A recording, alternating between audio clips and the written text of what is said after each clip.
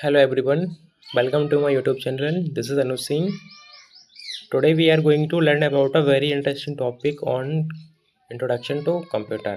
आज हम कंप्यूटर के बारे में पढ़ने जा रहे हैं और हम कंप्यूटर के बारे में सीखेंगे कि कंप्यूटर हमारा होता क्या है। तो हम इस प्लेलिस्ट की फर्स्ट वीडियो में कंप्यूटर का इंट्रोडक्शन देखेंगे और उसकी पीढ़ियाँ देखेंगे यानी कि जनरेशन्स। तो चलिए स्टार्ट करते हैं। वीडियो स्टार्ट करने से पहले मैं आप सभी को एक बात बताना चाहता हूँ। अगर आप हमसे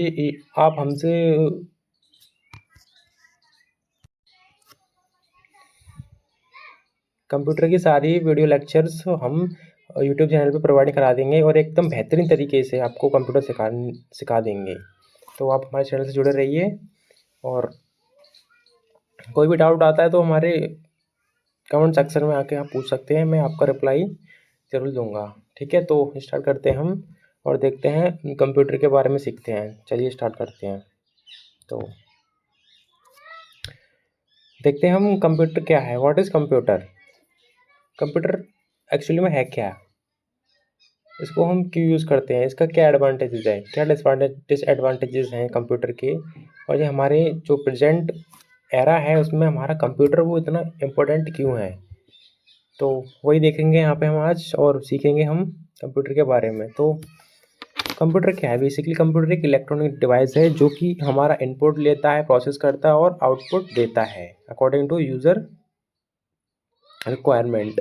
तो कंप्यूटर एक इलेक्ट्रॉनिक उपकरण है जो डेटा को इनपुट के रूप में लेता है, उसे प्रोसेस करता है और उपयोगी जानकारी प्रदान करता है। यह गणना, डेटा भंडार और सूचना प्रबंधन जैसे कार्यों को सूचित करता है। ठीक है, समझ में आया कुछ?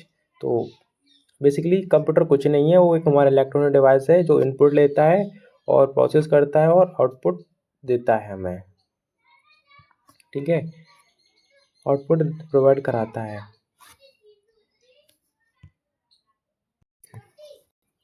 कंप्यूटर एक इलेक्ट्रॉनिक उपकरण है, ठीक है, जो डेटा को इनपुट के रूप में लेता है और डेटा को इनपुट के रूप में लेने के बाद उसको प्रोसेस करता है। यही कंप्यूटर का कार्य होता है, यही कार्य उसका निरंतर चलता रहता है और वो इस कार्य को करता रहता है। अब यहाँ पे जो हमारा डेटा कुछ भी हो सकता है, जैसे कि फाइल प्रिंट कराना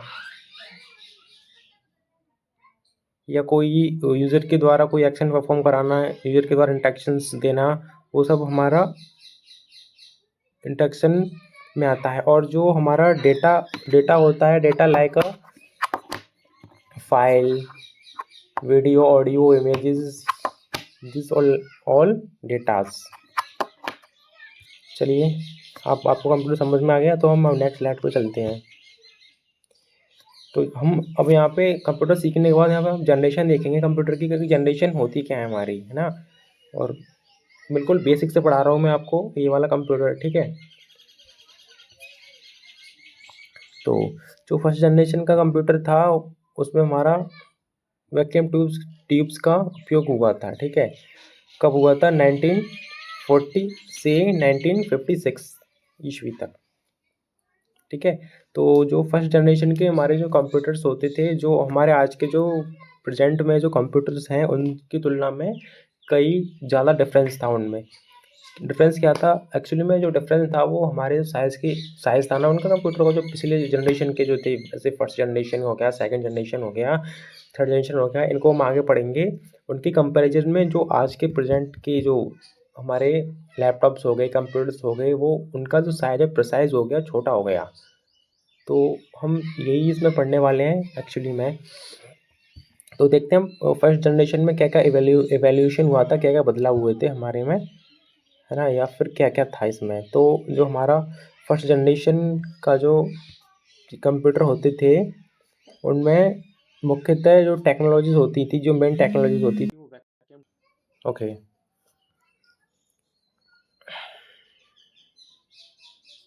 हाँ, तो हम फर्स्ट जनरेशन देख रहे थे। तो इसमें क्या हुआ था, जो हमारी मेन टेक्नोलॉजीज थी वो उसमें वैक्यूम ट्यूब्स का यूज़ करते थे हम, और उसकी जो कैरेक्टर्स हैं, उसकी जो क्वालिटीज़ विशेषता हैं वो क्या थी, है ना, बड़े आकार के होते थे, है ना, अत्यधिक बिजली की खपत करते थे, बहुत गर्मी उत्पन्न करते थे, अरे यार सॉरी यार, अविश्वसनीय थे, ठीक है। मतलब जो हमारे फर्स्ट जनरेशन के कंप्यूटर थे उनका साइज होता ना एक रूम के बराबर का होता था, ठीक है। तो बहुत बड़े आकार के साइज़ के होते थे और उनमें अत्यधिक बिजली लगती थी और वो बहुत ज़्यादा ना जनरेशन मतलब हीट को जनरेट करते थे, जिससे कि गर्मी बहुत उत्पन्न हो जाती थी और जो प्रोग्रामर होता था उसको गर्मी बहुत लगती थी उसमें। तो ये सब चैलेंजेस थे जो फर्स्ट जनरेशन के कंप्यूटर में थे। और जो हमारा फर्स्ट जनरेशन का कंप्यूटर था उसमें जो हमारी लैंग्वेज यूज़ करी गई थी, भाषा, वो थी हमारी केवल मशीन लैंग्वेज, जो कि हमारी 0 और 1 होती है। 0 और 1 इट्स बाइनरी नंबर। जो हमारा पूरा कंप्यूटर होता है वो ना ही हमारी इंग्लिश समझ पाता, ना ही हिंदी समझ पाता, ना ही उर्दू समझ पाता। वो समझ पाता है केवल और केवल ओनली एंड ओनली 0 एंड 1। इसको कहते हैं हम बाइनरी भाषा कंप्यूटर की लैंग्वेज में। तो हम जितना भी काम करेंगे अपना वो करेंगे 0 और 1 में, बाइनरी नंबर में अपने कंप्यूटर में। और वही से सारे हमारा जो कंप्यूटर है इंस्ट्रक्शन लेता है, समझता है और हमारे आउटपुट प्रोवाइड करता है हमें। और जो फर्स्ट जनरेशन के कंप्यूटर थे वो हमारे हो सकते हैं एनिएक और यूनिवैक। फर्स्ट जो कंप्यूटर थे वो हमारे फर्स्ट जनरेशन के कंप्यूटर थे। आई होप आपको फर्स्ट जनरेशन वाला ये वाली स्लाइड समझ में आ गई होगी। तो हम नेक्स्ट स्लाइड पर चलते हैं। हम देखते हैं इसमें सेकेंड जनरेशन में क्या हुआ, क्या क्या इवोल्यूशन हुए थे। तो सेकेंड जनरेशन के जो हमारे थे दूसरी पीढ़ी के कंप्यूटर, उनका जो टाइम था, जो पीरियड था जब से वो चेंज हुए, उनमें इवोल्यूशन आया था, वो था हमारा 1956 टू 1963। और उसमें हम ट्रांजिस्टर का उपयोग करते थे। आप यहाँ पर देख सकते हैं ये ट्रांजिस्टर्स हैं, ओके। तो जो उनमें मेन टेक्नोलॉजीज थी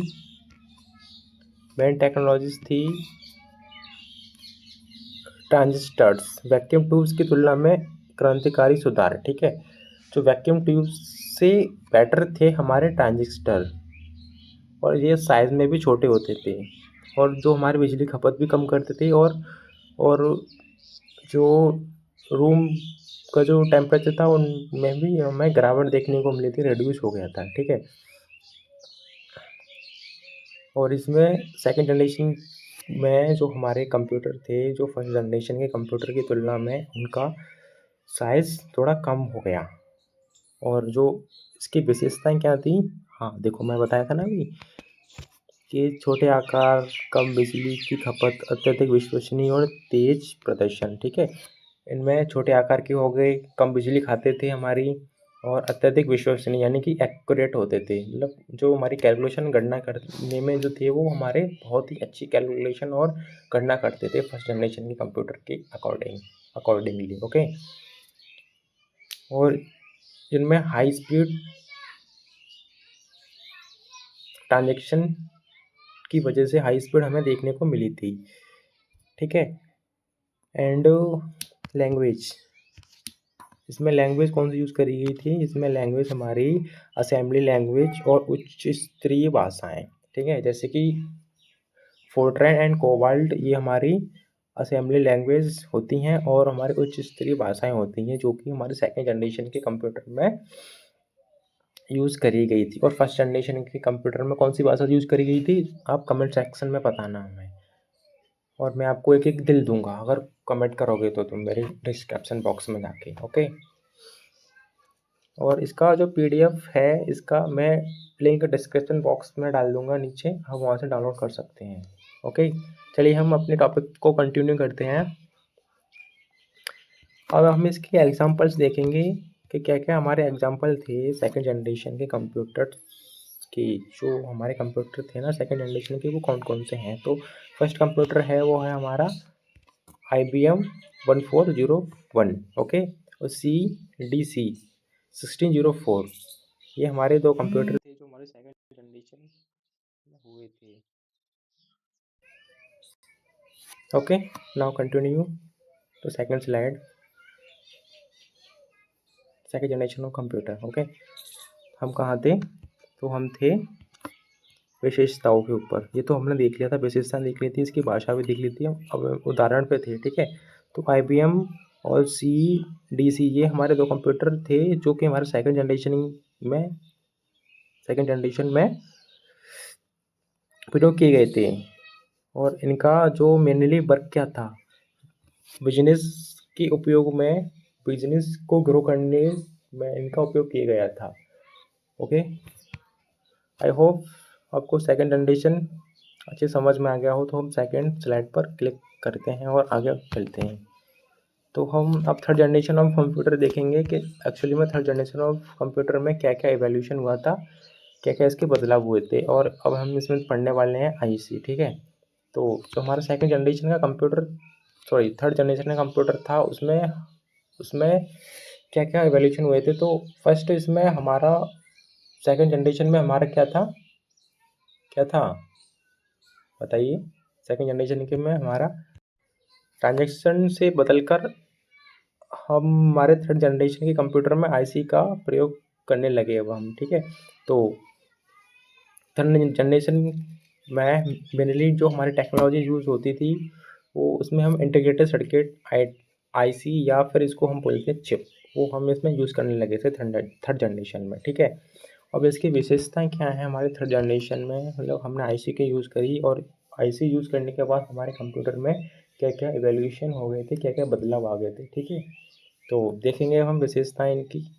एक छोटी चिप पर हजारों ट्रांजिस्टर सम्मिलित, जिसमें कंप्यूटर और छोटे, तेज और सस्ते हो गए। ओके, तो हमारे थर्ड जनरेशन में जो हमारे कंप्यूटर थे, चिप जो हमने जो हमने उसमें चिप यूज़ करी थी, उस चिप को यूज़ करने के बाद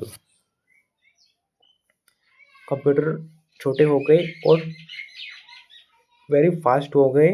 और चिप में जो हमारे लगे होते हैं वो, उनको हम ट्रांजिस्टर्स कहते हैं, जो कि हमारे चिप के ऊपर लगे रहते हैं, जिसकी सहायता से हम कंप्यूटर में स्पीड को बढ़ा सकते हैं। और IC की सहायता से ही हमारे कंप्यूटर में जो हमारी कंप्यूटर की स्पीड है वो ग्रो हो पाई है।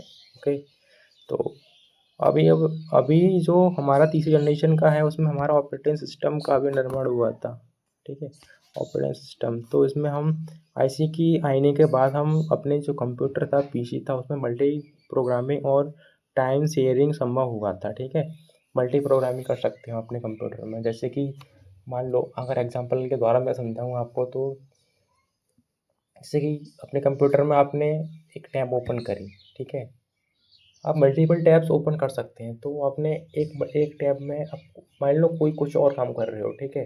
आप दूसरा भी काम दूसरी टैब में कर सकते हो, तीसरी टैब में तीसरा काम कर सकते हो, चौथी टैब में, मतलब फोर्थ टैब में आप फोर्थ वाला काम कर सकते हो ईजिली, ठीक है। कोई उसमें बाउंडेशन और कोई लिमिटेशन नहीं है, और कोई मतलब उसमें दिक्कत नहीं है। आप ईजिली मल्टीटास्किंग या मल्टी प्रोग्रामिंग कर सकते हैं। ओके,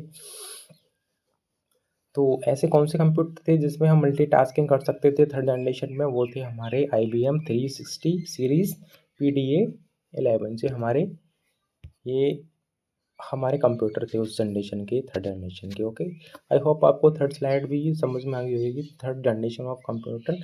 तो होप हम अब नेक्स्ट स्लाइड पर चलते हैं। ओके, और आप देखेंगे फोर्थ जनरेशन ऑफ कंप्यूटर। तो फोर्थ जनरेशन का जो हमारा कंप्यूटर था, वो 1971 से लेकर प्रेजेंट तक, यानी कि अब तक, उसमें हमारा जो यूज़ होता था माइक्रो प्रोसेसर, ठीक है। तो माइक्रो प्रोसेसर का वर्क क्या है? मेनली माइक्रो प्रोसेसर ही एक एक ही चिप पर पूरा CPU सस्ता और सुलभ हो गया, ठीक है। मतलब जो एक माइक्रो प्रोसेसर पे ही हमारे सारे वैक्यूम ट्यूब्स, ट्रांजिस्टर, IC सब का साइज रिड्यूस करके घटा के एक छोटे से माइक्रो प्रोसेसर पर ही उनने ऐड कर दिया, और एक छोटे सी चिप पे ही हमारा पूरा कंप्यूटर काम करने लगा, ठीक है। और माइक्रो प्रोसेसर का ही हमारा इसमें कंप्यूटर में मेन वर्क होता है, ठीक है। और फिर हमने पर्सनल कंप्यूटर देखे एंड पोर्टेबल डिवाइसेस देखें, जैसे कि लैपटॉप्स हो गए हमारे, ठीक है। और स्मार्टफोन भी देखे इनमें हमने, ठीक है, 4th जनरेशन के में, ठीक है। ओके, माइक्रो प्रोसेसर एक ही चिप पर पूरा सीपीयू सस्ता और सुलभ हो गया था। पर्सनल कंप्यूटर घरों के कार्यों में सुलभ हुआ, ठीक है। जो हम पर्सनल कंप्यूटर का यूज़ हुआ था वो हम अपने घरों के कार्यों में ही करते थे। और जो हमारा पोर्टेबल कंप्यूटर था, जिसको हम आज की जनरेशन में लैपटॉप बोलते हैं, आज के एरा में जो हम लैपटॉप बोलते हैं, ये लैपटॉप और गतिशील उपयोग की शुरुआत, ठीक है। ओके, स्मार्टफोन, इंटरनेट, जीयूआई और संचार क्रांति, ठीक है। अब हमारे 4th जनरेशन में ही हमारा पर्सनल कंप्यूटर आया था, पोर्टेबल डिवाइस आए थे, है ना। और स्मार्टफोन भी आए थे, इसमें स्मार्टफोन आए थे, इंटरनेट, जीयूआई और संचार क्रांति। Okay, I hope 4th generation computer आपको अच्छे समझ में आ गया हो। तो हम अब आगे की स्लाइड में चलते हैं और देखते हैं क्या है। ओके, तो 5th generation of computer,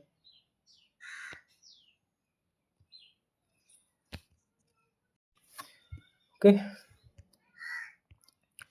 5th generation of computer, वर्तमान और भविष्य। 4th जनरेशन के जो हमारे कंप्यूटर है वो हमारे प्रेजेंट और फ्यूचर दोनों ही हैं। तो जिसमें 5th जनरेशन के कंप्यूटर्स में बेसिकली क्या यूज़ होता है, क्या क्या इसकी विशेषताएं, तो इसमें कृत्रिम बुद्धि, इसको यानी कि हम आर्टिफिशियल इंटेलिजेंस कहते हैं। और artificial intelligence is the future of next generation. Without AI nothing.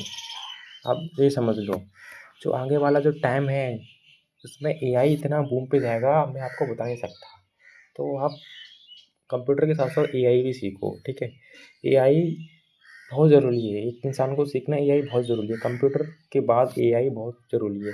सारी इंडस्ट्री, कंपनीज, गवर्नमेंट सब एआई को प्रमोट कर रही है और एआई को सीखने के लिए प्रेरित कर रही है सभी लोगों को, ठीक है। तो एआई आपको सीखना ही पड़ेगा।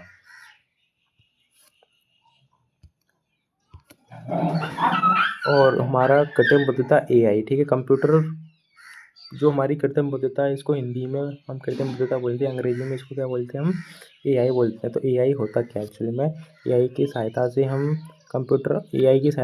जो कंप्यूटर होते हैं, ओके, जो हमारे एआई होता है वो हमारे कंप्यूटर को सोचने, सीखने और निर्णय लेने में सक्षम होता है। ओके, और 5th जनरेशन में ही हमें रोबोट्स देखने मिले थे, ठीक है। इनमें रोबोट्स का उपयोग किया गया था और प्राकृतिक भाषाएं, नेचुरल लैंग्वेज प्रोसेसिंग से समांतर प्रोसेसिंग, ये सब हमें 5th जनरेशन कंप्यूटर में देखने को मिला था। Okay, next slide. और हम यहाँ पे जो हमने अभी तक पढ़ा है उसको एक बार समराइज़ कर लेते हैं और देखते हैं इस टेबल के माध्यम से, इसकी हेल्प से, कि हमारे 5th जनरेशन से लेकर 1st जनरेशन में क्या क्या एवोल्यूशन हुआ था, क्या क्या चेंजेस हुए थे, हमें क्या क्या देखने को मिला था।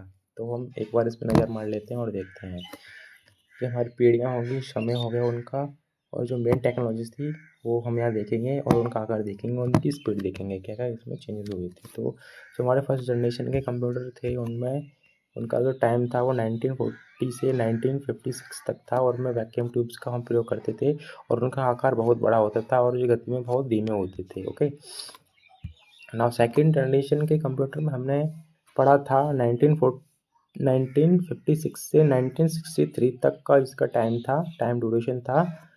एंड इनमें जो हम बेसिकली क्या करते थे, ट्रांजिस्टर यूज़ करते थे और उनका आकार क्या होता था, बड़ा होता था, और इनकी गति मतलब मीडिएटर होती थी, मतलब ना ज़्यादा फास्ट ना ज़्यादा तेज़। ओके, जो हमारा 3rd जनरेशन में जो हमें देखने को मिला था उनका टाइम था 1964 से 1971। ओके। और इनमें हम मेन टेक्नोलॉजी क्या यूज़ करते थे, आईसी यूज़ करते थे। और जो ये हमारे आकार, ये भी हमारे मतलब इनका जो हमारा ना ज़्यादा बड़े ना छोटे, मतलब एकदम मीडिएट और मॉडरेट लेवल के जो हमारे इनका साइज़ होता था। ओके। और हाँ, इनका जो हमारा स्पीड थी इसमें वेरी फास्ट हो गई थी, ठीक है, मतलब तेज़ हो गई थी इसमें comparison then to second generation of computers. Okay. Now fourth generation of computers, इसमें क्या क्या एवोल्यूशन हुआ था, तो 1971 से प्रेजेंट तक माइक्रो प्रोसेसर्स का यूज़ करने लगे हम। और इनका जो साइज़ था वो छोटा हो गया, और ये हमारे गति इनमें बहुत तेज़ हो गई थी comparison then to third generation of computers. Okay. और जो हमारा फिफ्थ जनरेशन कंप्यूटर था, लास्ट कंप्यूटर था, और फिफ्थ जनरेशन के कंप्यूटर्स को हम उस ज़माने से अब तक यूज़ करते आ रहे हैं। ओके। तो फिफ्थ जनरेशन के कंप्यूटर में प्रेजेंट और फ्यूचर यही है हमारा, और इसमें मेन टेक्नोलॉजी हम एआई का यूज़ करते हैं। और इसका आकार, हमारा जो साइज़ है वो बहुत छोटा हो गया, और ये अत्यधिक तेज़ हो गए थे, ठीक है। ओके। आई होप ये आपको पूरा समझ में आ गया हो। तो हम नेक्स्ट चलते हैं, और हम देखते हैं कंप्यूटर का क्या क्या इम्पैक्ट थे, ठीक है, क्या क्या प्रभाव थे। तो कंप्यूटर ने क्या क्या एवोल्यूशन किया था, कहाँ कहाँ पर चेंजेस किया था, क्या क्या हमें देखने को मिले थे, ठीक है। तो जो कंप्यूटर का उपयोग होने लगा, सबसे पहले तो उसका हम स्वास्थ्य में इसका उपयोग करते हैं, है ना, व्यवसाय बिजनेस में करते हैं, एंटरटेनमेंट में करते हैं, डिज़ाइन में करते हैं, डिज़ाइनिंग में कर सकते हैं इसका, हम साइंस में कर सकते हैं, इसका हम एजुकेशन में हम इसका प्रयोग करते हैं, ठीक है। विदाउट कंप्यूटर नथिंग, कुछ नहीं है कंप्यूटर के बिना। कंप्यूटर तो सीखना ही पड़ेगा आपको, बहुत ज़रूरी है आज के प्रेजेंट में। ओके। सब आप यहाँ से देख सकते हैं। कंप्यूटर ने हमारे काम करने और सम्मान करने के तरीके में क्रांति ला दी। हर क्षेत्र में इसका महत्वपूर्ण योगदान है। Okay. Thank you. I hope आपको ये वाला लेक्चर समझ में आया होगा अच्छे से। मैंने आपको बताया, अगर कोई भी आपको डाउट या कोई भी क्वेश्चन रहता है तो आप हमारे डिस्क्रिप्शन बॉक्स में पूछ सकते हैं। और जल्दी जल्दी मैं इस टॉपिक पे सारी वीडियो लेक्चर अपने यूट्यूब चैनल पर लाऊंगा, और मेरा चैनल आप सब्सक्राइब करो, आपको एकदम कंप्यूटर बेहतरीन तरीके से सिखा दूंगा, ये मेरी गारंटी है। ओके। तो यही है बेसिकली। अगर आपको ये वाला लेक्चर अच्छा लगा हो मेरा, तो लाइक करें और शेयर करें और कमेंट करें। ओके। और सपोर्ट करो यार, बहुत मेहनत लगती है ये सब कंटेंट बनाने में। ओके। टाइम निकाल के आपको सभी करवाना पड़ता है मेरे को। तो प्लीज़ आपसे रिक्वेस्ट है, आप लाइक सब्सक्राइब और कमेंट कर सकते हैं। और मेरा वीडियो अच्छा लगा हो तो डिस्क्रिप्शन बॉक्स में कि आप हार्ट या दिल भेज सकते हैं, तो मुझे अच्छा लगेगा। Thank you for watching this.